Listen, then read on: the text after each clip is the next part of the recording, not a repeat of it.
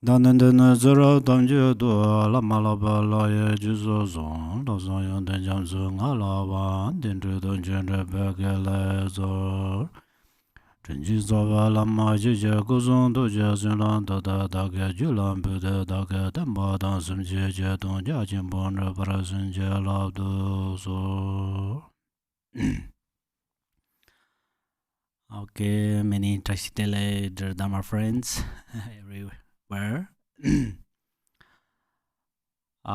Today I will introduce 12 great deeds of the Supreme Nirmanakaya Shakyamuni Buddha and his 4 great days. Shakyamuni Buddha is the Buddha of our time. So we need to know about Buddha because through knowing him and his teachings and then practicing on them, we will become enlightened. If due to Dharma practice, if some small different small suffering is removed, it is Buddha's kindness. So it is very important to know about Buddha. We confidently say we are a Buddhist, but if we don't know about Buddha and his kindness, this is a little incongruent. But today I don't expect that you just know Buddha. But my expectation is through knowing Buddha, your faith and wisdom of Dharma increase. And just that you will be liberated quickly through taking for advantage of your precious human life. This is my expectation. So now I'm going to start with the 12 deeds of Supreme Buddha, Supreme Nirmanakaya.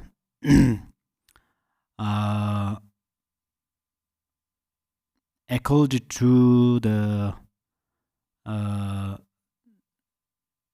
Nagarjuna's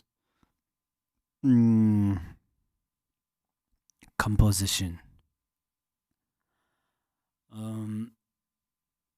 His first deed was when Buddha was in Tushita. Everybody knows, right? Tushita, Tibetan called Gaddi.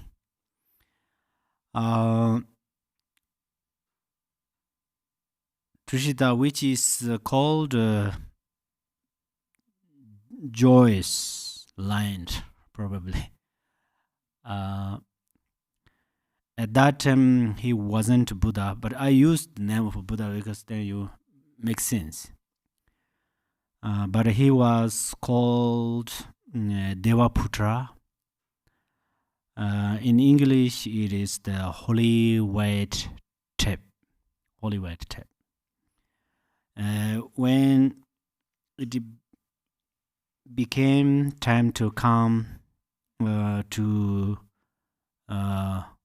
this earth to liberate his disciples in this degenerate time,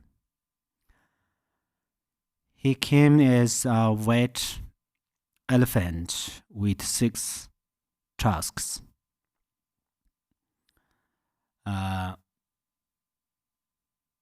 His second deed was he chose a queen to be his mother, and he took birth as a prince. There are some reasons for this. His mother, the queen, supplicated many Buddhas in her previous lives to be mother of Buddha. At that time, her supplication come to fruition. When he entered his mother's womb, she dreamed of a white elephant with 6 tusks. After that time, her body is become very peaceful.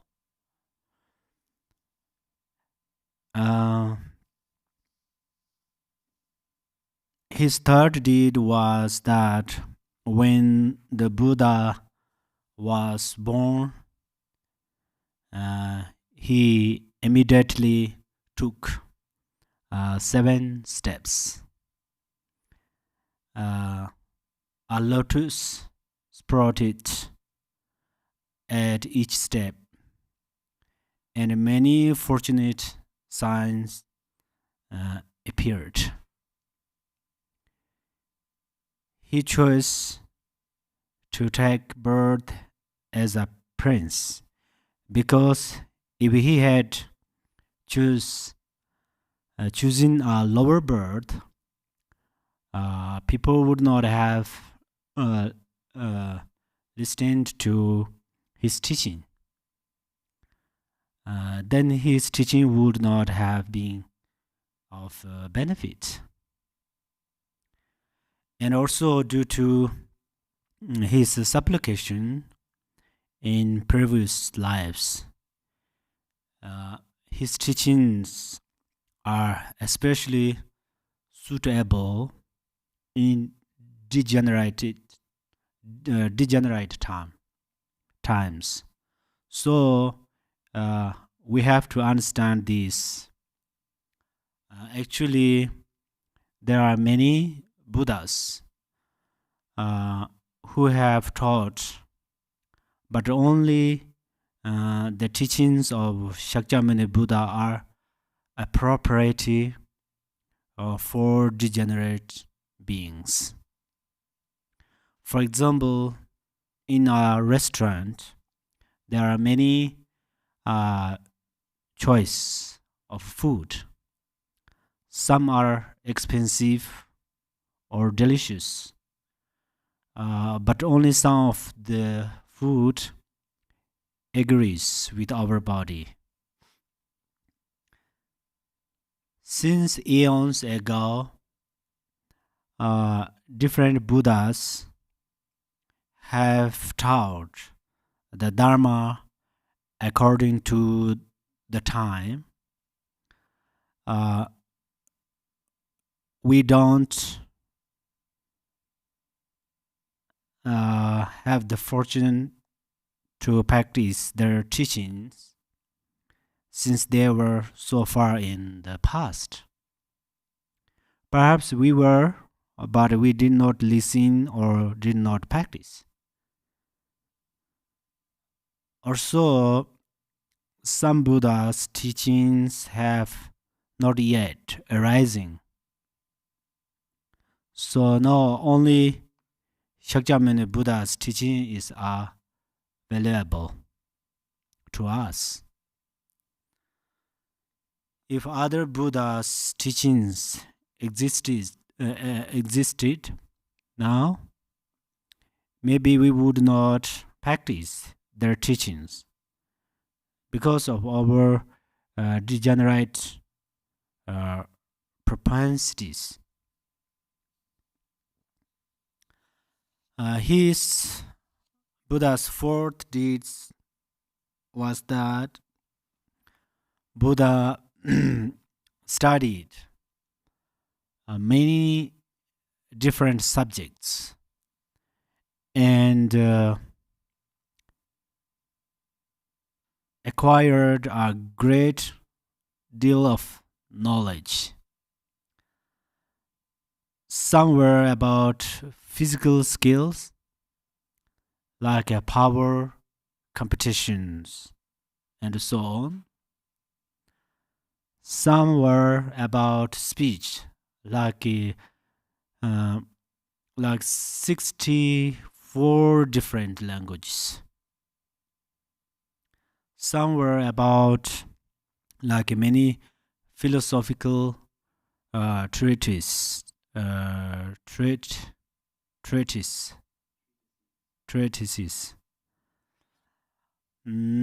Buddha's fifth deed was when Buddha was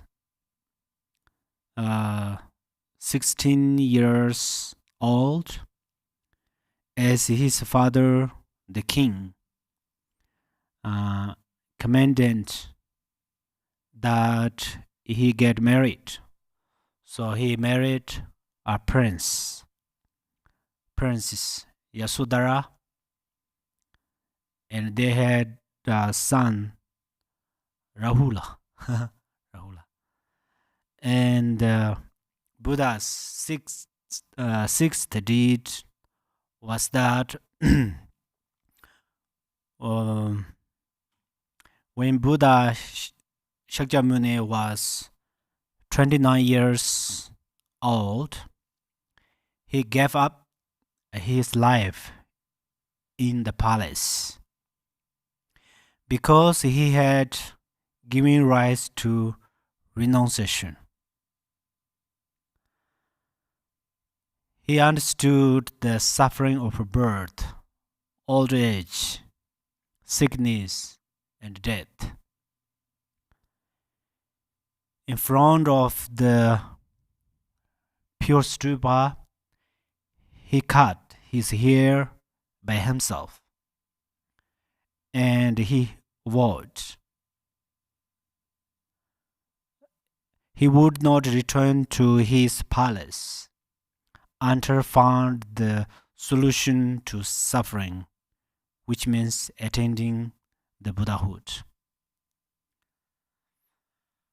Buddha's seventh deed was that he underwent many hardships like a non-Buddhist practice, like extreme fasting, sitting in the center of 5 strong fires and a very hot summer season, sitting under the water and so on. And also he followed many spiritual guides. He reached some realizations of meditation and so on. Finally, he came to the Nirmanakaya river. I think this next Buddha Gaya, north, probably, and meditate there under a tree for 6 years. Meditation is very important.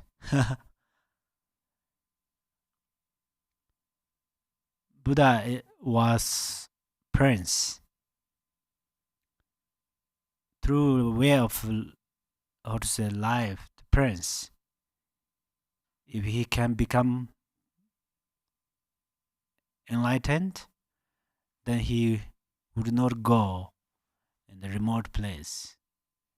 Maybe he don't want to meditate, but he did that. It means if we want to become Buddha, then we have to meditate. His eighth deed was that he asked for some grass from a boy. We in Tibetan call Tsatsung Trashi. It's the boy's name. This grass is one of 8 substances which the Buddha blessed as auspicious substances. Then Buddha placed the grass at the foot of the Bodhi tree and promised never to move from that place until he found complete freedom from suffering.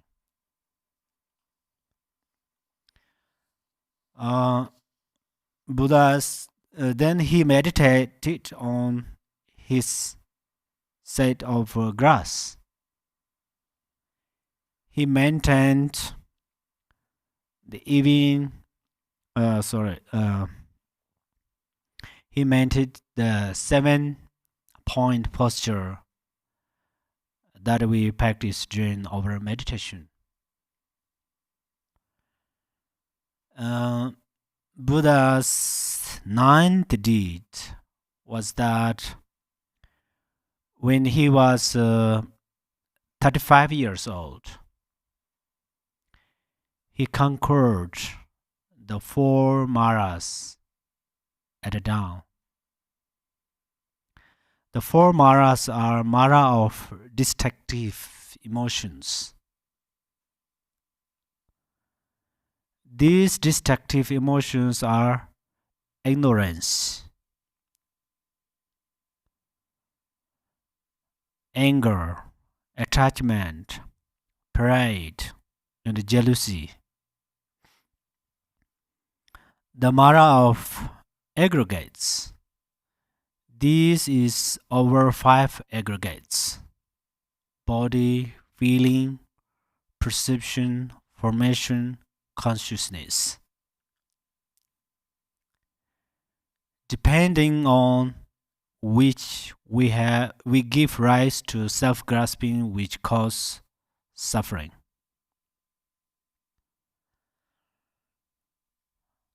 The mara of distraction, which is our thought. The thought covers our natural state of minds. The mara of death, which is a dualistic perception, actually. In reality, there's no birth and death, coming and going.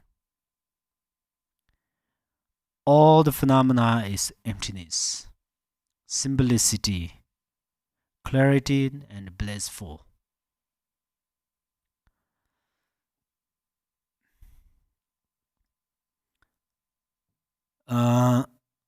Buddha's 10th deed was that when Buddha was 35 years old, at the dawn of the day after he first sat under the Bodhi tree, he became enlightened as Shakyamuni Buddha. It was the full moon day of Vishaka. Tibetans call it Sagadawa. I will give more details about Sagadawa when I introduce 4 great times of Buddha. Buddha's 11th deed was after his enlightenment. He taught the Four Noble Truths in Saranata. Saranata, Varanasi is synonym. The Four Noble Truths are truth of suffering, the truth of cause of suffering. These two are the cause and effect of samsara.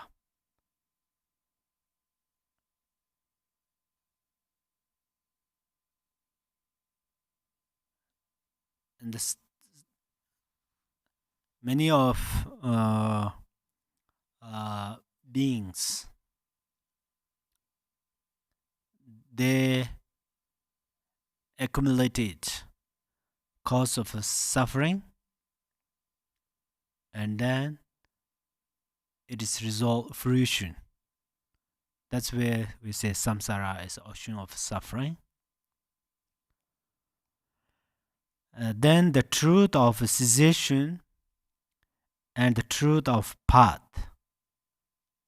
These are the cause and fruition of nirvana. Buddhas and Bodhisattvas, Idam deities, they accumulated this.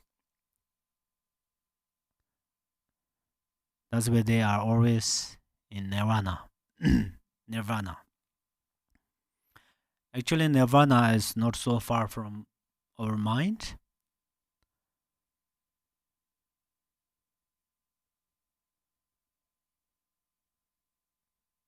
Nirvana is more close than our thoughts, more close than our thoughts in our mind. Our thoughts and mind has still distance. But the nirvana and our mind is same.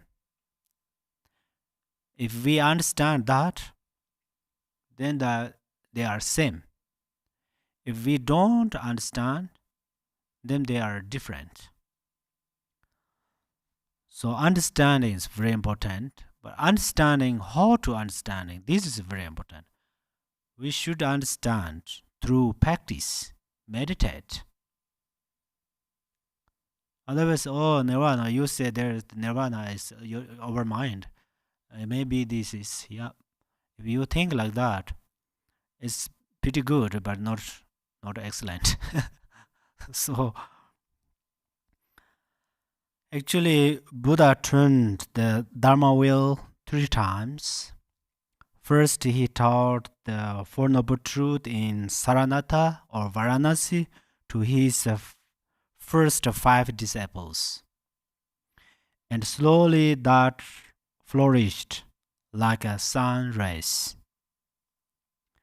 Then Buddha turned the second wheel of the Pranjana Parimita at Volchol Peak in Gujarat. Gujarat is the place name. To Bodhisattvas and thousands of disciples.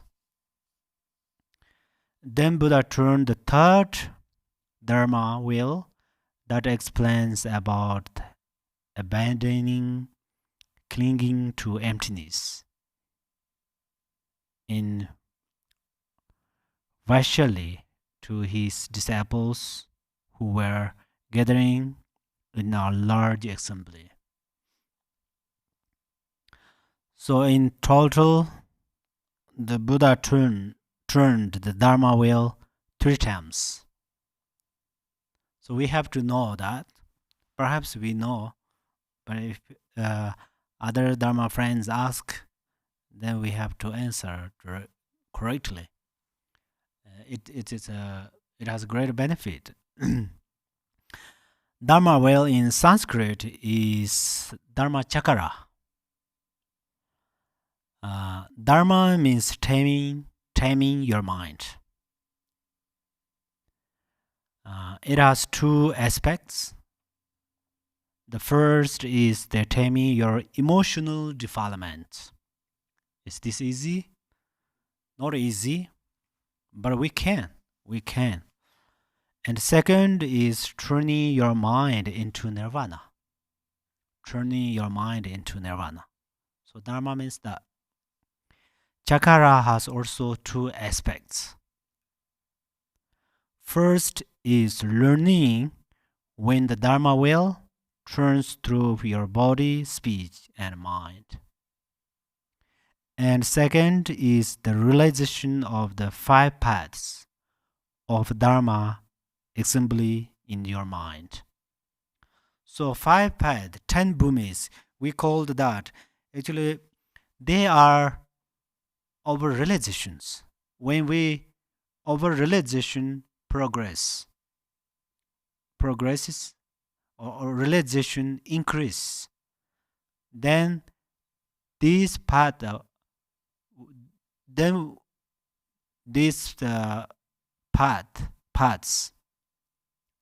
we will achieve these paths.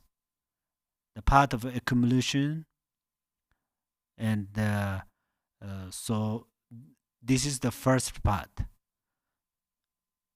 So how we will reach on this path? Through the practice, meditation, chanting, helping others. In short, practice bodhicitta and compassion, and then we will achieve this path.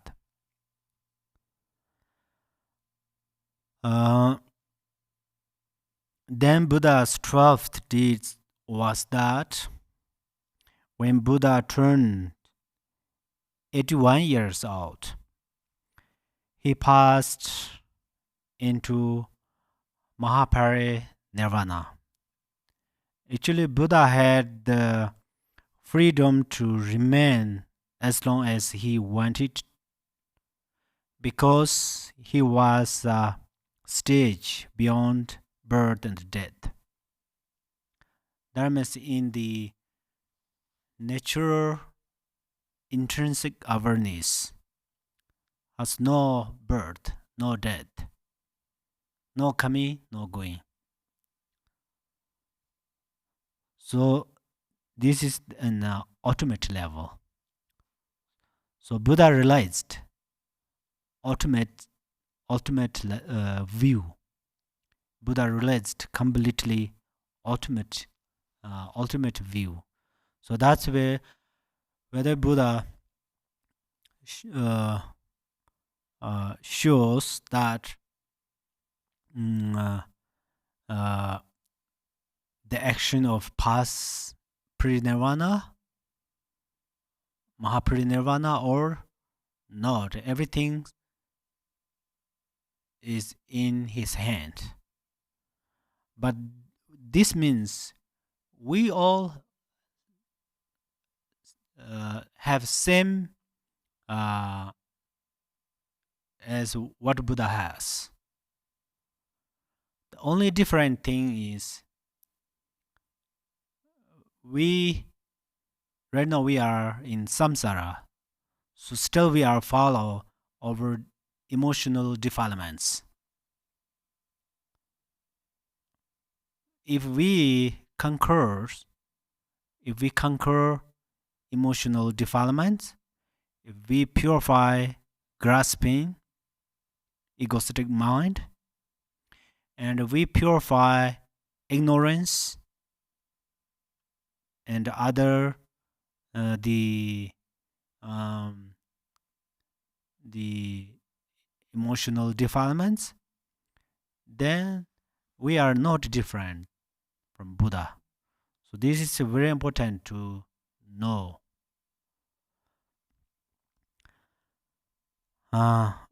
But Buddha displayed impermanence to those who have the perception of permanence. So permanence, the perception of permanence, This is very important to know. Actually, I often say this is important to know, that is important to know, but they all. So, for instance, if I look at this flower, I say this morning's flower. Still, I think, oh, this. If tomorrow I see this flower, I think, oh, this yesterday's flower. That means perception of permanence. That's where this is my body, yesterday, today, last year, last month, last week. That's where still I have the perception of permanence. Then what happened is then I think, oh, this is very important. Through this way, I'm clinging on my body, and then we are stuck in the samsara. Anyhow, so Buddha, he displayed impermanence to those who have the perception of permanence. Only say something, then it's quite hard to change their mind. That's where he displayed. And those who, yeah, those who have have the perception of permanence, they cannot give up clinging to samsara. If they do not give up clinging to the samsara, then their suffering is never ending. Yeah. Also, when they have suffering, they perceive it as permanent. Still, we have that, right? Sometimes we have some challenges, problems, and then we think this is the real problem, real suffering. It made me something we hold in the mind, and then that problem getting bigger and bigger. If one person practices on impermanence, like a four thoughts, it's perfectly practiced. Other person never heard about the four thoughts, even practiced about that, and then they have same that occurs same suffering, but they are big different. One person think, oh, it's impermanent. That means it's very acceptable. Of course, everything's changed, so it's okay. It's very possible. Or they think, oh, right now it's some problems in my mind or in my life. Maybe tomorrow or day after tomorrow or weeks later, it will disappear. If we have a perception of impermanence, then we can solve lots of problems, lots of sufferings. We cannot completely purify only way of thinking the impermanence, but we can solve the lots of problems. So in the future, you practice on the impermanence. This is very important, very benefit for you.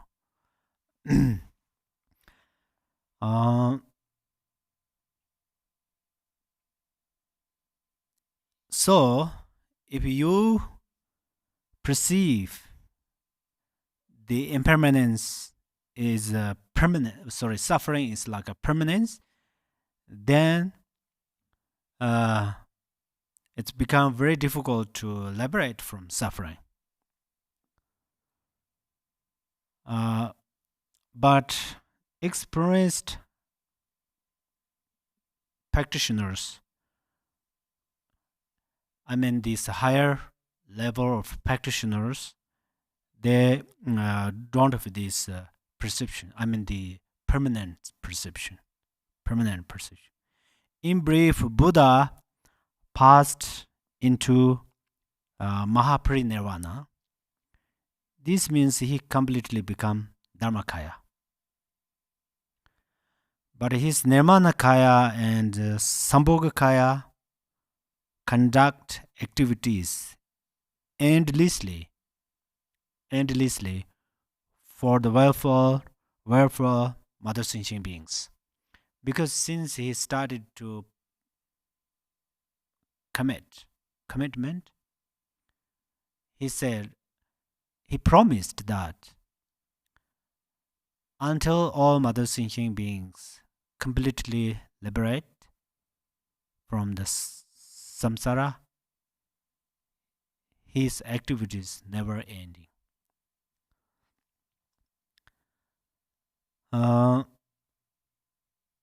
Up until now, I have introduced briefly the 12 great deeds of the Buddha.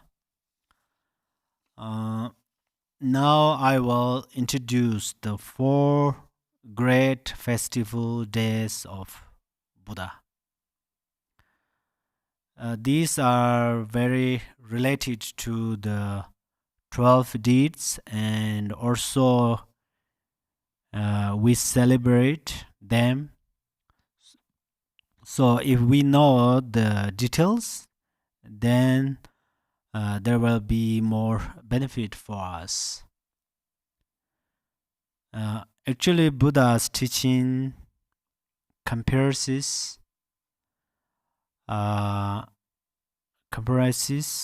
learning and practicing. These are the principal point, the way of Buddha Dharma practice. I'm following the Tibetan calendar, so the first of Buddha's festival day is the month of Miraculous. It's called Miraculous. Miracles. Tibetans call Chomchor Tuchi. This will be on 27th of February here. In Tibetan calendar, it is the 1st to the 15th of first month. The Tibetan calls it Tada. Tada means horse month. Horse month, probably. These festivals came to be because Buddha had been giving his teachings, and his teachings were flourishing widely. And then the leaders of India's 6 main spiritual philosophies challenged the Buddha to a contrast of miraculous powers. But here we know these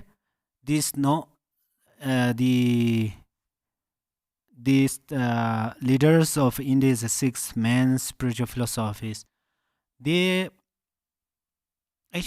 help to remain Buddha Dharma.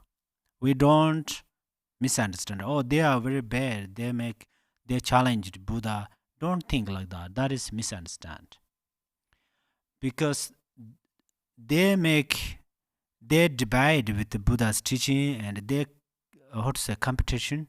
They competition with the Buddha or Buddha's Dharma, and then Buddha Dharma getting pure and pure. So this is what we need. Anyhow, at that time, then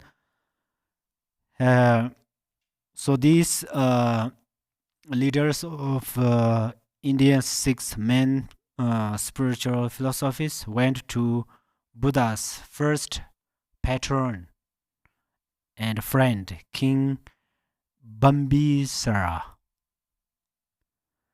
of Sharavasti. Sharavasti is the place, right? Holy place.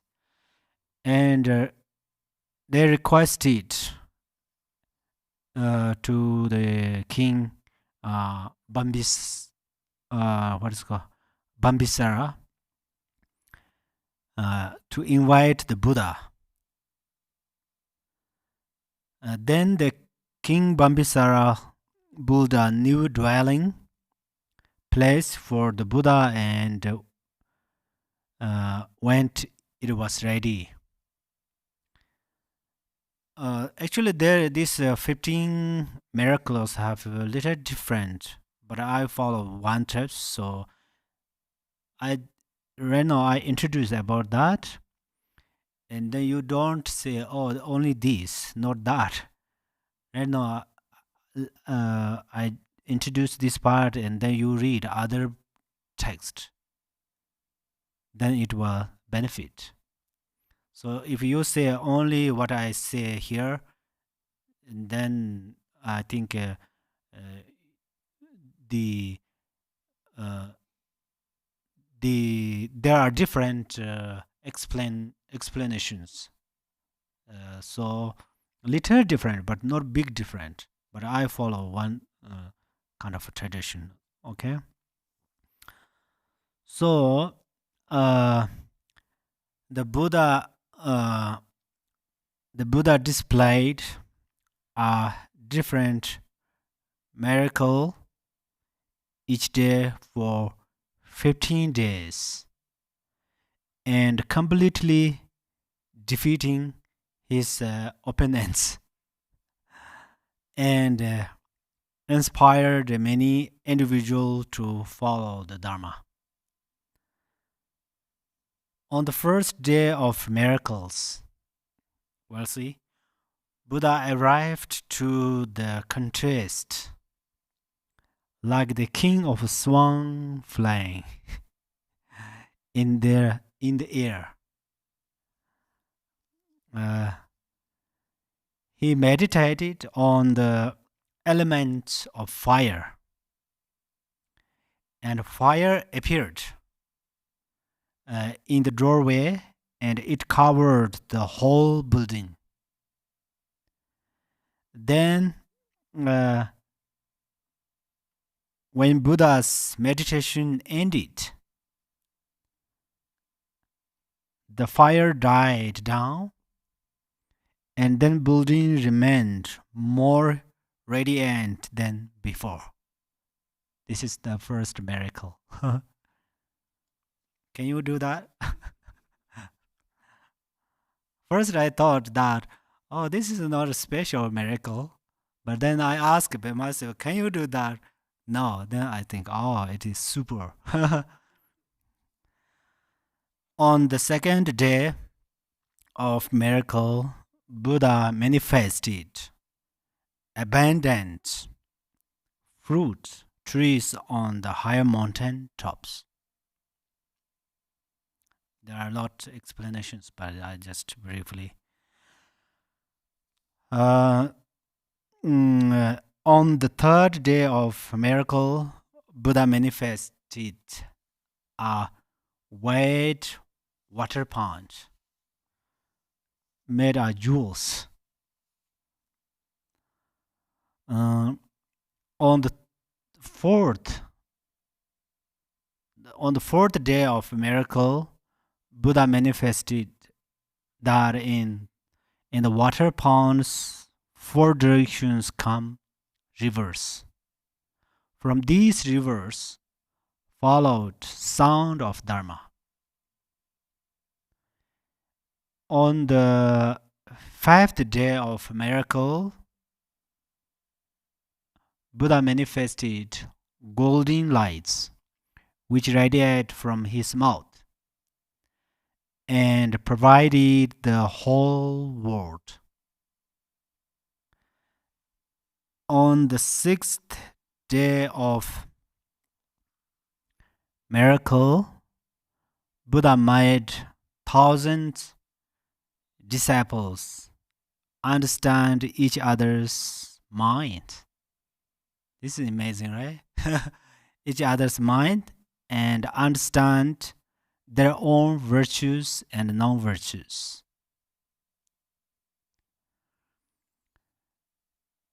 On the seventh day of miracle, Buddha made his disciples well-turning kings, and their servants were gracious and they were content. On the eighth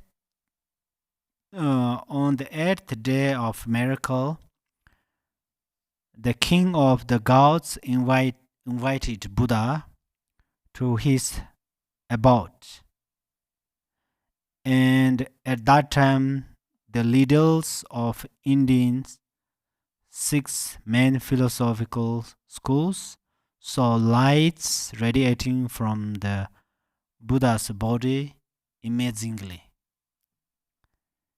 Then they were awake, struck, and overwhelmed with faith. On the ninth day of miracles, a Brahman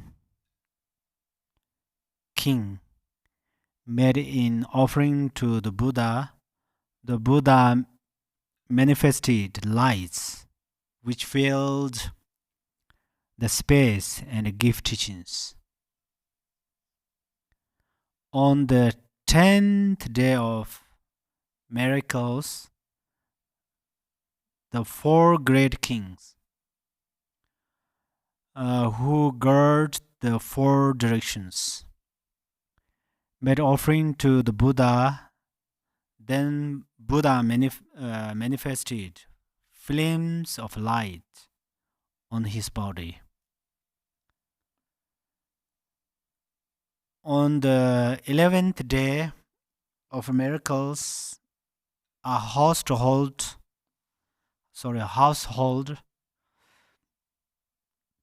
his name is Gumi Seiji. So made offerings. At that time, Buddha sat on a throne of lions, and then he made himself disappeared. While his invisible body radiated light, and from that light give teachings.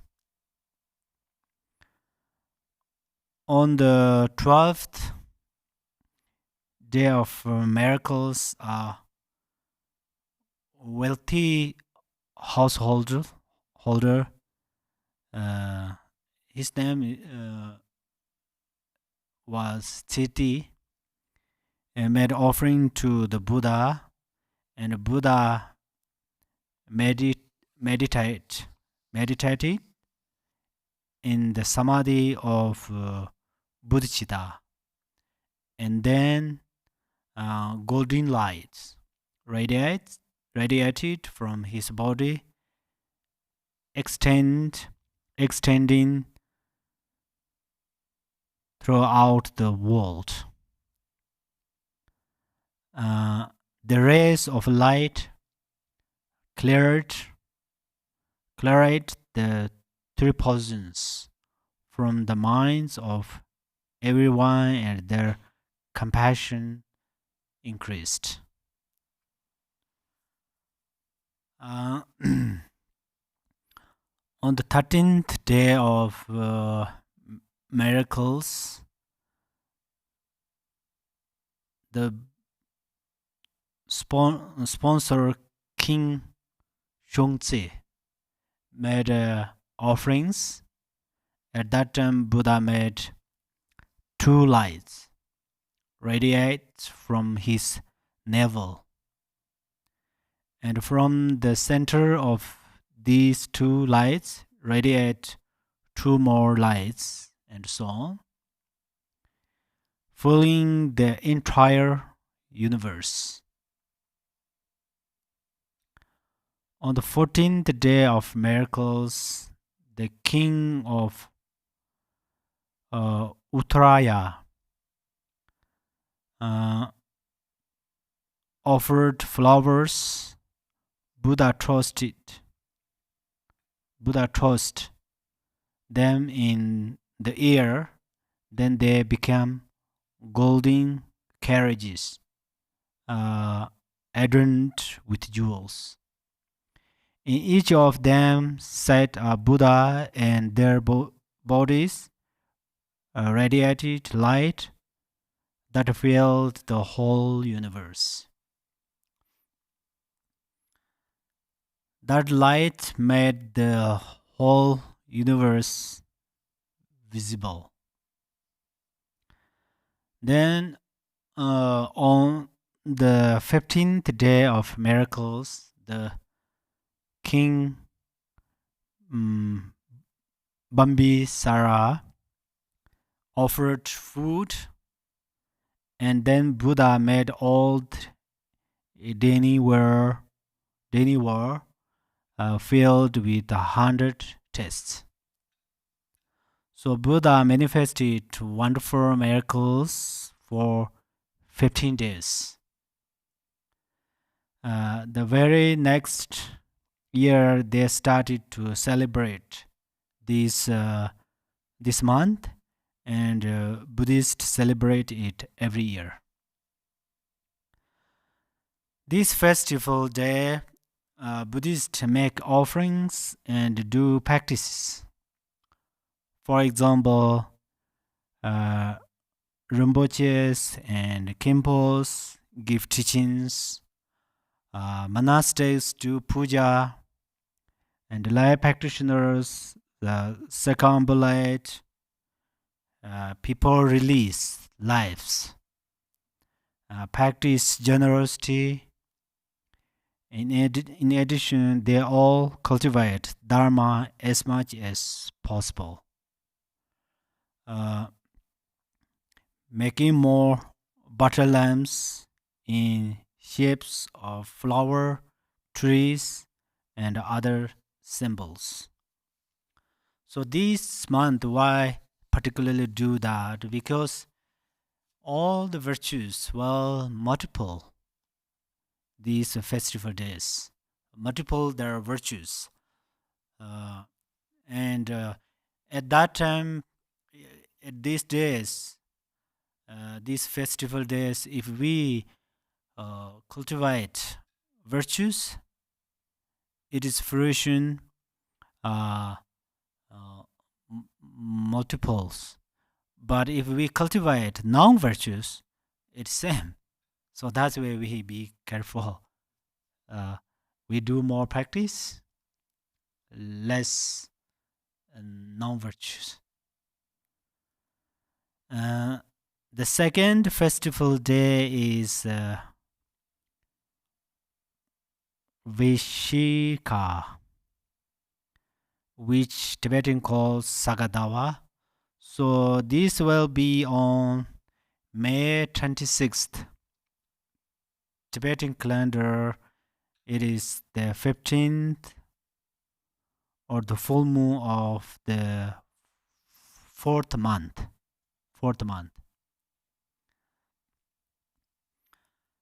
Actually, Saga is the name of a star. 1 year has 12 months. Every full moon, there are different stars is paired with the moon. On this full moon day, it is a star called Saga, and then Dawa means moon in Tibetan. So that Sagadawa. Saga means star, and then Dawa means moon. This full moon day commemorates the Buddha's birth, enlightenment, and Mahaparinirvana. First is his birth. Buddha was born in this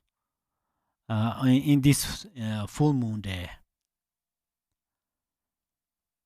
All his activities are like the full moon because It helps thinking beings' minds of night flower blossom and removes the ignorance of darkness. And second is enlightenment. I already covered this a little bit. In addition, usually we say that the Buddha first gave rise bodhicitta. Second, he accumulated merit for three countless eons. And then finally attained enlightenment. But more closely, he attained Buddhahood after undergoing austerities for 6 years. From an even closer perspective, the Buddha attained enlightenment one morning. When he was 35 years old. So we too can become Buddha one morning. Really. When we recognize intrinsic awareness, that is Buddha. So if we need longer than one morning, then in one life with one body, we can attain Buddhahood if we do it.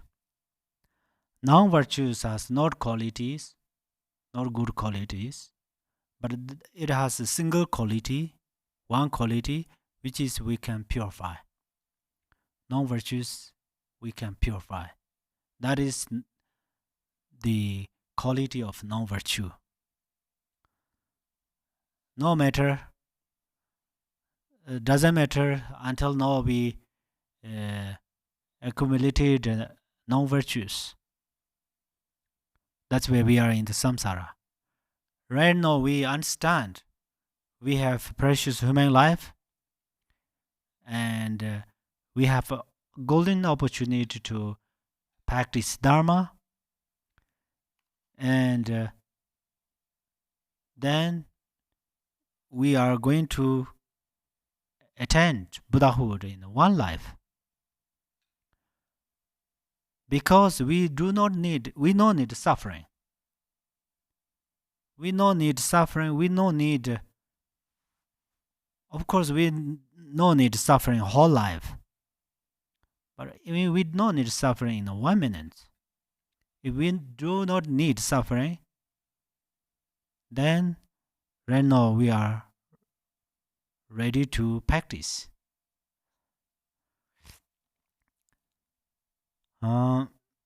So, if we can make samsara each and every second through mental fabrications, why we cannot make nirvana in one morning or in a one life? Through practice. We are it seems we are practice non-virtue each and every moment. That's where then our samsara is endless. If we practice Dharma each and every moment, then our nirvana is also endless. So learning from Buddha's story, kind of these days, and Buddha's these 12 deeds, then we learn our situation and Buddha's situation is very same. When Buddha was in his kingdom, he wasn't being there joyfully. He always suffering there. He always. But then, through his determination, we need a very clear determination. And then Buddha's strong efforts, and then his wisdom, especially his compassion and bodhicitta. Buddha's super qualities, compassion and bodhicitta. He utilized those qualities, and then he became enlightened.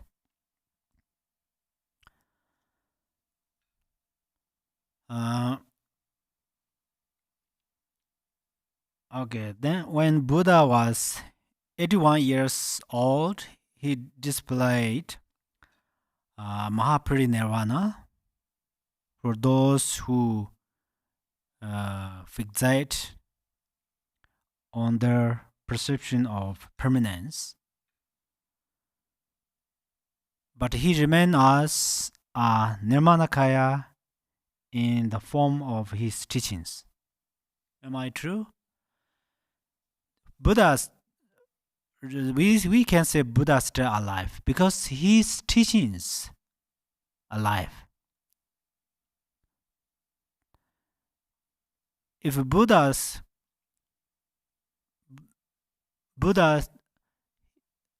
2000 maybe 600 years ago, he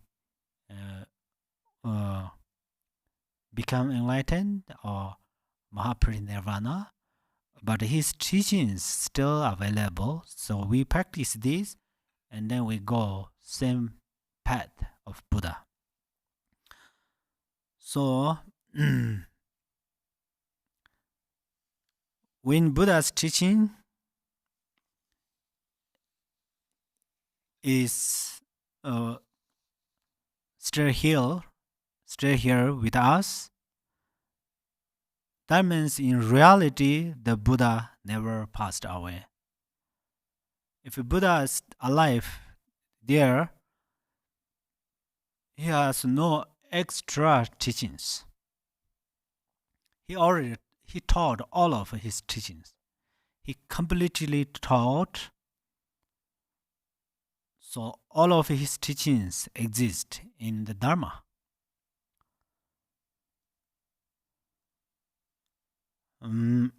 So Buddha never passed away because he aims to liberate all mother sentient beings from samsara. On the ultimate level, there is neither nor birth and death. On relative level, we have birth and death, but the Buddha always remains in these two truths. Two truths. Ultimate truth is like a roof of a house. Relative level is like what is called ladders. So if we are going to reach the roof of a house, then we are going to use ladder. It's same.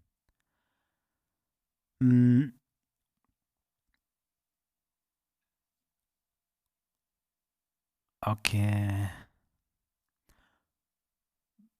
Buddhists celebrate this occasion particularly because this holiday combines the three very important times to celebrate, which are Buddha's birth, enlightenment, and Mahaparinirvana. In this month, many Dharma practitioners practice the Dharma more than other times.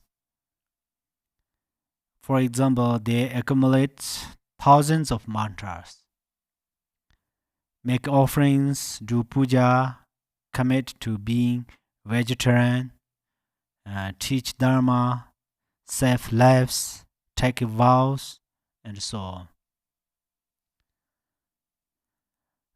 The third great festival day of Buddha is turning of the wheel of Dharma, which Tibetans call Khenpo Tenzin.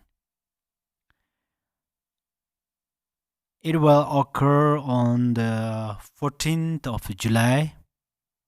In Tibetan calendar, it is the 4th day of the 6th month. Buddha turned the wheel of Dharma in Varanasi. Buddha started his teachings 7 weeks after his enlightenment. Due to the king of gods offering the 8 auspicious symbols and so on, and requesting Buddha to turn the Dharma wheel, then he started to give teachings. His first teaching were the Four Noble Truths,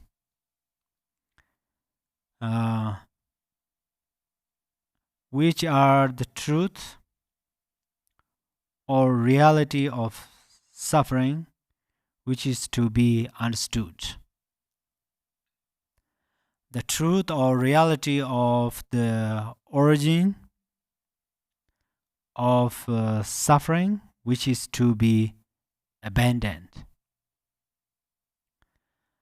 The truth or reality of cessation, which is to be actualized, and the truth or reality of the path, which is to be relied upon.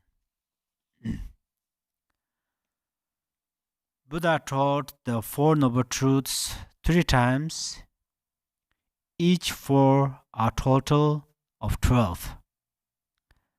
At that time, he had 5 disciples. They were listening, reflecting, and meditating on the Buddha's 12-fold display of his teachings. And then they reached the actualization of the path of noble beings one by one.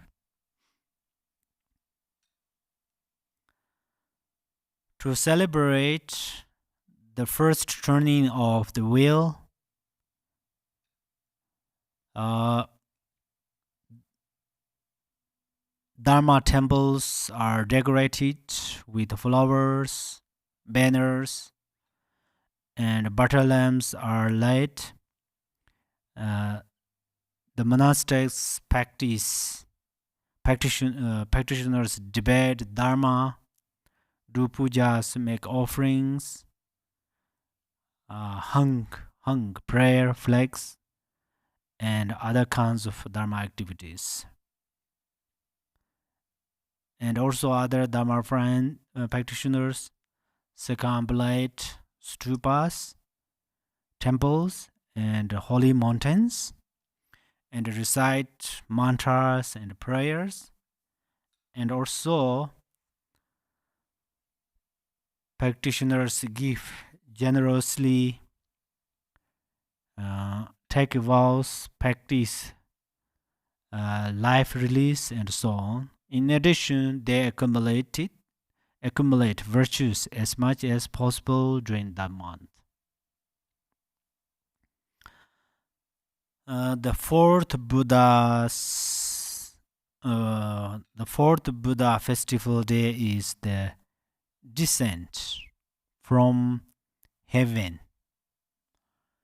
Tibetans call it Lapab Tuchim. This will be on the 27th of October.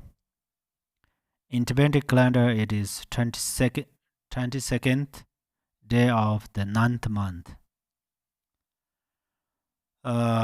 Buddha's mother, Maya Deva, was reborn in Indira Sehevi to repay her kindness and to liberate her, and also to benefit the gods.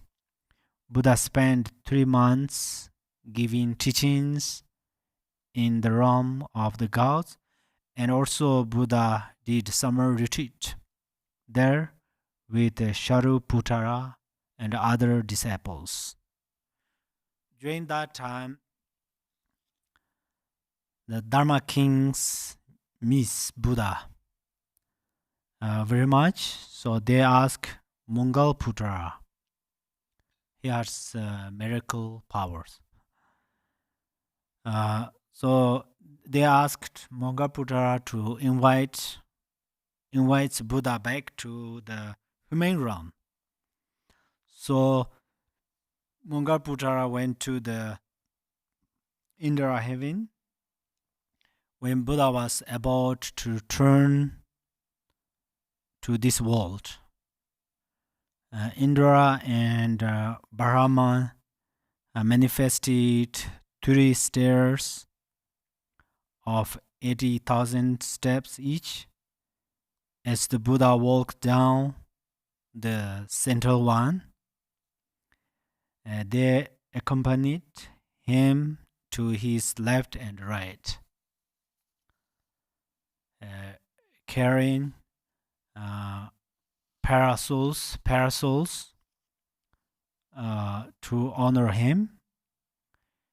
He descended to earth in Sankisa, it's the place name, which is located in modern Uttar Pradesh in India, and which is counted among the 8 holy places. Tibetans celebrate this occasion by covering the potala in white and red colors, and also they do the same with other temples.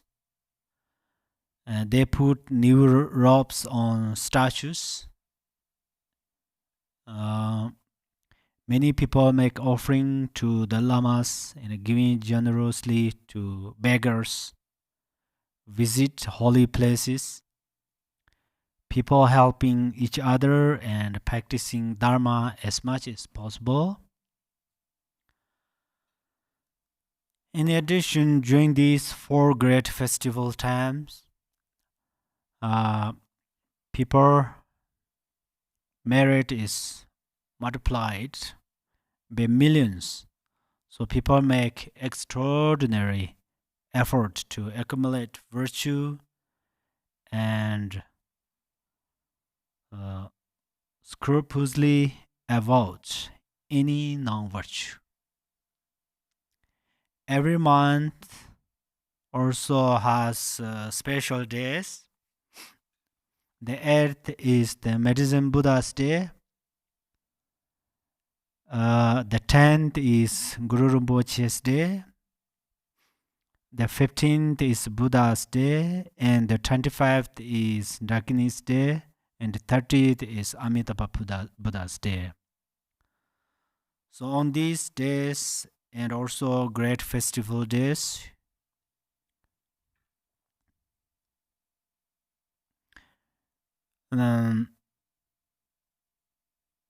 you cannot celebrate exactly like the Tibetans do, because maybe you don't have everything necessary, but you must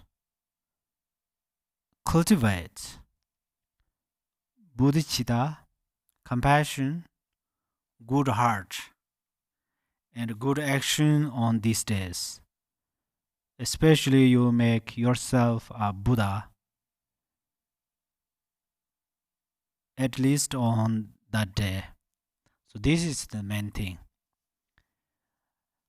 Okay,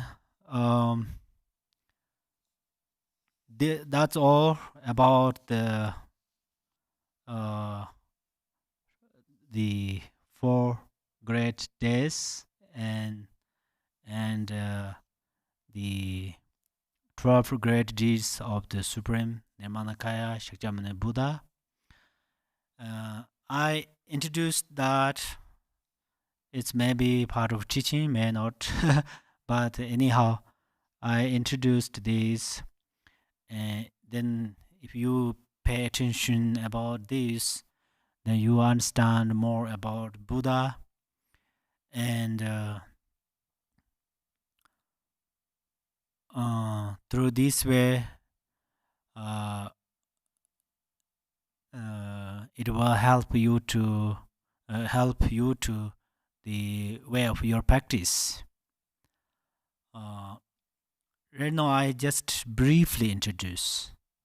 So then you research or you read more how Buddha practice, how meditate, and sometimes Buddha get how much challenges. So you learn that from there, and then sometimes something happened in your life, and then you uh, can think, oh, this is possible. Even Buddha has like that, something like that. Okay, thank you very much. Yeah. Oh, sunam de tamje zeba nye towa nye beda nam panse. Jiga nanje balan draba ye zeba zolen draba draba shu. Jembar pave jedar jemba. Kunde zambo de yan de jen de da kunje jesu dalos. Gewan de da dan che rab ngo. Simji ne pa chen ye ba nyur de ne le tar je. Robe ne na ma le pa ta de jong wa me bar shu.